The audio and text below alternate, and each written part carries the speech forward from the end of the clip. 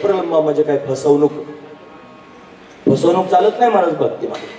एका गृहस्थानं त्यांनी महाराज बाजारात जाऊन एक शेळीचा मुलगा विकत घेतला, बोकड. आणि हा बोकड विकत घेतला. 2-4 चोर होते महाराज त्या बाजारात. त्यांनी पाहिलं की हा गावाकडून आलेला जरा भोळा भाबडा दिसतो, याचा बोकड आपण चोरून न्यायचं. चोरायचा कसा प्रश्न पडला.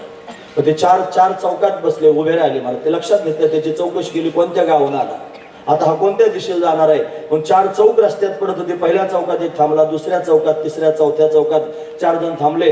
आणि पहिल्या चौकात आल्याबरोबर त्या चोराने त्याला नमस्कार केला, राम राम म्हणलं. राम राम. बघा, बाजारात आल्यानंतर सगळे लोक त्यांनी शेळ्या घेतात, बोकड घेतात, आणखी काय काय घेतात. हा कुत्रा घेणारा माणूस पाहिला मी. कुत्रा विकत घेतला, कुत्रा घेऊन चालले.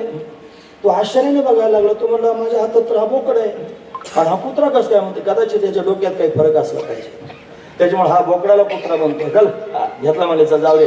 पुढच्या चौकात गेला, पुढचा दुसरा नमस्कार म्हणला. तो म्हणला, काय पाहुणे, हा काय प्रकार आहे, कुत्र का बरं बांधून चालवलंय. आता दुसरा पण म्हणला कुत्रा आहे म्हणून. त्याच्या जरा मनात पाल चुकली. म्हणला, एक बावळट होता, दुसरा कस काय बावळट असेल.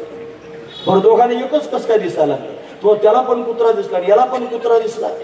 तिसऱ्या चौकात गेला, तिसरा तर हसायलाच लागला.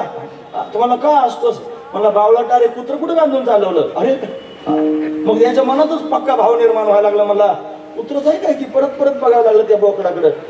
तो बोकडच त्याला दिसायचा, ते म्हणायचं कुत्राच आहे.